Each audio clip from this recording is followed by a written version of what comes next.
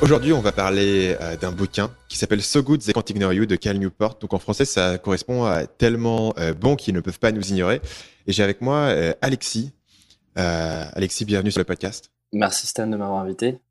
Donc je pense que ça peut être marrant de dire aux gens un petit peu comment cet épisode en est venu à être enregistré entre nous. J'avais, quand j'étais passé à Paris, organisé une série de dîners avec les gens qui suivent Marketing Mania. Tu es arrivé à un de ces dîners, tu m'as parlé du bouquin. Tu peux me dire, toi, comment tu as découvert ce bouquin-là et qu'est-ce qui t'a marqué dedans? Ouais.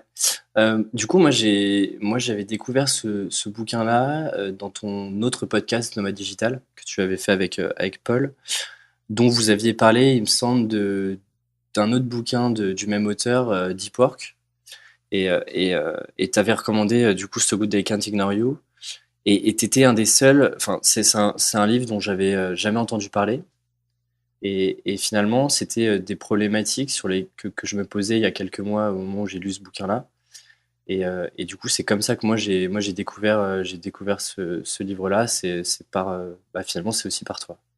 Et la raison pour laquelle je voulais faire cet épisode, c'est parce que c'est vrai qu'il y a plein de bouquins comme ça, en fait, que j'ai l'impression qu'en fait, dans le monde du web marketing français ou de l'entrepreneuriat français, on parle toujours des mêmes 5 bouquins, en gros. C'est la semaine de 4 heures, père riche, père pauvre, éventuellement millionnaire fast lane, puis influence et manipulation. Bon, c'est surtout moi qui en parle, mais et en fait, il y a plein de bouquins vraiment, vraiment super intéressants qui m'ont moi beaucoup affecté et d'où en fait, j'entends pas trop parler et parfois je me dis, c'est des bouquins parfois que j'ai mentionnés en passant dans Nomad Digital en particulier ou alors dans Marketing Mania, mais je prends pas toujours le temps vraiment de défendre ces bouquins et je me rends compte qu'en fait personne d'autre le fait. Donc c'était drôle de voir que toi tu avais été marqué par ce bouquin-là qui m'avait moi aussi beaucoup influencé quand je l'ai lu. C'était il y a quelques années déjà que j'avais lu pour la première fois et je voulais qu'on en discute. Ceci étant dit, on va étaler un petit peu la thèse du bouquin.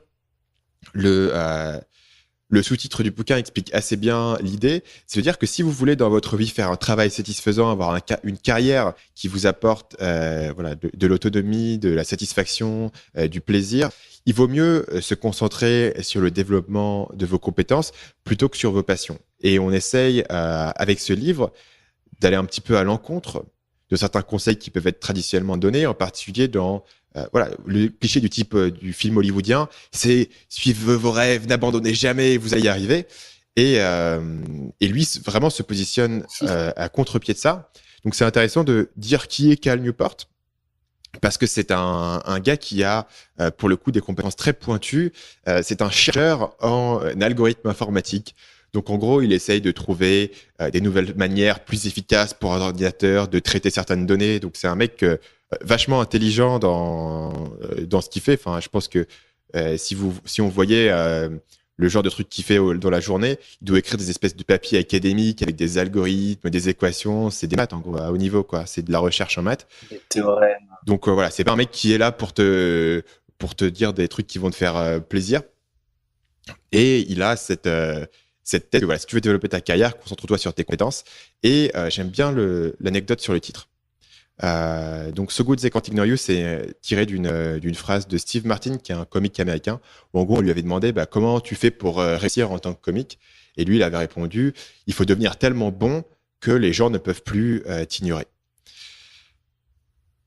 Sur ce, Cal Newport identifie 3 règles ou 3 conditions que ton travail doit remplir pour être satisfaisant. Alexis, est-ce que tu peux les résumer rapidement puisqu'on les a notées ensemble dans le doc? Finalement, effectivement, il y a 3 règles qui permettent d'être heureux et de t'épanouir dans ton job au quotidien. Le premier point, c'est la créativité. Faire quelque chose de créatif au quotidien, te re-challenger sur tes problématiques, sur tes compétences. Le deuxième, c'est l'impact. Alors là, l'impact, on en discutait tout à l'heure, c'est l'impact externe. C'est-à-dire, est-ce que ce qu'on est en train de faire aujourd'hui résout un problème ou change des choses à ton échelle via tes compétences? Est-ce que tu es capable de proposer à tes clients ou à un public plus ou moins large? Et le dernier point, donc créativité. En gros, tu as envie de savoir, sur l'impact, juste tu rebondis, Ouais. tu as envie de savoir que quand tu rentres chez toi le soir, tu as changé un truc dans ta journée, quoi, que ton travail sert à quelque chose ou fait une différence pour quelqu'un.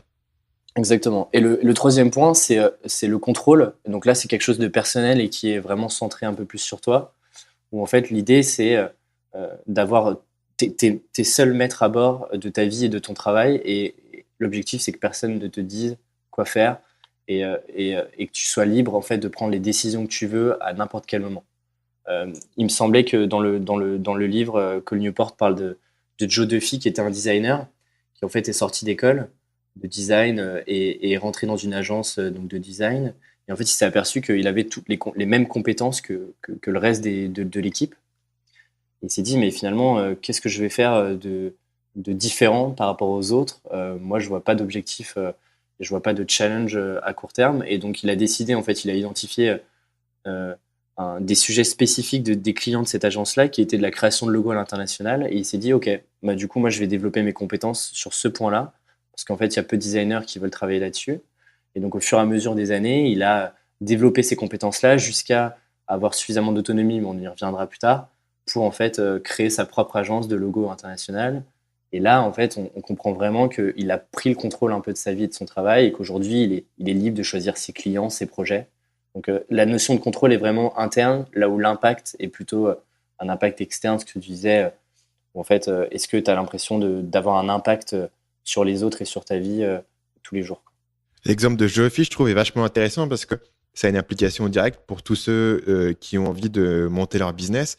C'est-à-dire que bien souvent, les gens vont avoir un job à plein temps et puis ils vont faire un truc et voilà, c'est un peu pénible, ils en ont marre, ils veulent monter leur propre business et ils vont essayer de monter un business parfois qui n'a rien à voir. Et du coup, ils essayent de monter un business où ils n'ont pas vraiment de compétences particulières. Alors que si tu vois l'exemple de Joe Lefis, qui est vraiment très intriguant, c'est que ce qui a permis à son business, à son agence de monter, c'est qu'il était devenu le meilleur, où il était devenu extrêmement compétent et pointu et spécialisé sur un truc précis qui était le design de logo. Et donc ça, en ayant cette arme-là dans son côté, à ses côtés, ça permet à son business facilement de démarrer, de trouver des clients et puis de pouvoir fonctionner. Et on peut imaginer que, est-ce qu'un petit gamin, Joe Duffy, quand il avait 8 ans et demi, sa passion c'était de faire du design de logo? Probablement pas. Peut-être qu'il fait des petits dessins de dinosaures et de chevaliers, mais tu peux imaginer que le mec qui a passé X années de sa vie, mettons, je sais pas, 10 ans, 15 ans de sa vie à étudier ce qui fait un beau logo, ce qui marche moins bien, les besoins, les tendances. Ce mec-là, il a vraiment développé une vraie passion pour le design de logo, pour la communication, pour la clarté. Et on peut imaginer que quand il voit un logo, pour lui, c'est plus juste un logo. Il voit tout ce qui se trouve derrière, les idées qui sont communiquées. Et donc, il a en fait développé une vraie passion pour ce truc-là. Et ça nous permet de retomber un petit peu sur la thèse du bouquin, qui est que la passion pour ton travail, en fait, ça va être la conséquence du développement de ses compétences et non pas la cause, en fait. Et donc, si tu veux trouver un travail qui te passionne, il ne faut pas commencer par la passion, il faut commencer par les compétences. Et la passion et le plaisir et le contrôle, l'autonomie et tout ce que tu peux vouloir viendra après, une fois que tu te seras mis dans la bonne position. Exactement. Et c'est d'ailleurs, je sais pas si on peut.